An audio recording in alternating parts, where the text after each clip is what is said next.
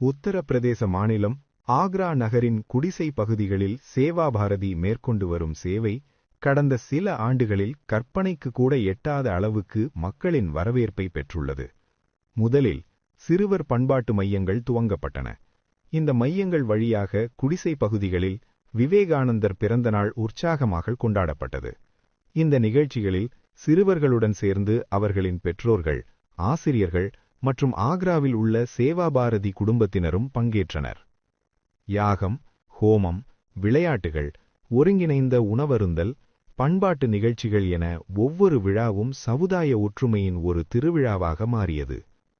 இந்த மரபு தொடர்ந்தபோது நகரத்திலிருந்து டாக்டர்கள், பொறியாளர்கள், பேராசிரியர்கள், வழக்கறிஞர்கள், வியாபாரிகள் போன்றோர் குடிசை பகுதி மக்களுடன் ஒரே வரிசையில் அமர்ந்து உணவருந்த தொடங்கினர்.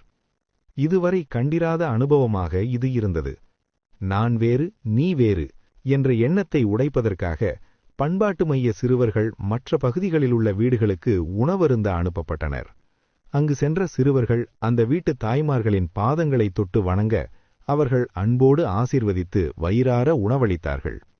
30 சிறுவர்கள் ஆக்ராவில் இருந்து மதுரா வரை சைக்கிள் பயணம் மேற்கொண்ட நிகழ்ச்சி அவர்களின் வாழ்நாளில் மறக்க முடியாத அனுபவமாக அமைந்தது.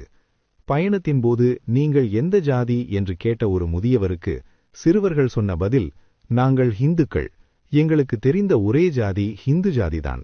அந்த முதியவரின் கண்களில் மகிழ்ச்சியின் கண்ணீர். ஆக்ரா அருகே நெய்ராயிச் கிராமத்தில் பல ஆண்டுகளுக்குப் பிறகு வேள்வி, ராமாயண நாடகம், பஜனை போன்ற சமய நிகழ்ச்சிகள் மீண்டும் உயிர் பெற்றன.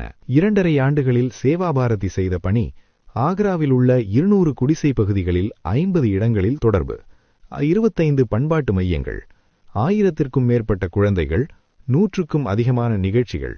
இது சேவையல்ல, சமுதாய மறுமலர்ச்சி. ஒற்றுமை, பண்பு, தேச உணர்வு, இதுவே சேவா பாரதி.